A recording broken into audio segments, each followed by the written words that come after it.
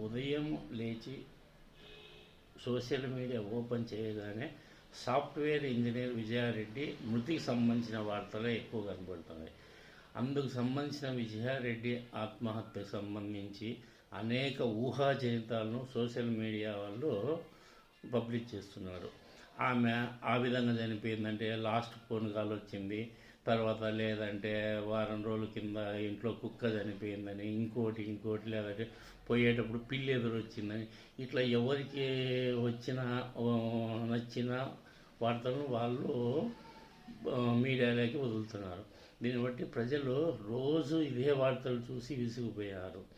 కాబట్టి ఇంకో రకంగా చెప్పాలంటే ఆ కుటుంబం కూడా ప్రతిరోజు ఈ వార్తలను విని ఎంతో మానసిక వ్యధకు గురవుతుంది. ఎందుకు వదిలేయండి ప్లీజ్. ఆమె ఆత్మహత్యలు చేసుకుందే, ఆమె చావును ప్రశాంతంగా ఉండండి. రోజు ఎందుకు చంపుతారు? ఇంకోటి వచ్చేసి అసలు జర్నలిజం కూడా ఏమంటే వాస్తవాలకు దగ్గరగా ఉండే వార్తలను అసలైన జర్నలిజం అంటారు. ఊహాజనితాలను అసలు నా దృష్టిలో జర్నలిజమే అన్నారు. ఇప్పుడు అవే వార్తలు ఎక్కువ అయిపోయినాయి, ఊహాజనిత వార్తలే. కాబట్టి మీడియా వ్యక్తులు కూడా నన్ను వేరే విధంగా అనుకోవద్దండి, క్షమించండి. ఇక ఈ మృతిని వెలికి తీయడానికి మనకంటూ ఒక పోలీస్ వ్యవస్థ ఉంది. ఆ పోలీస్ వ్యవస్థ అన్ని వివరాలను కులంకుశంగా విచారించి బయటపడింది.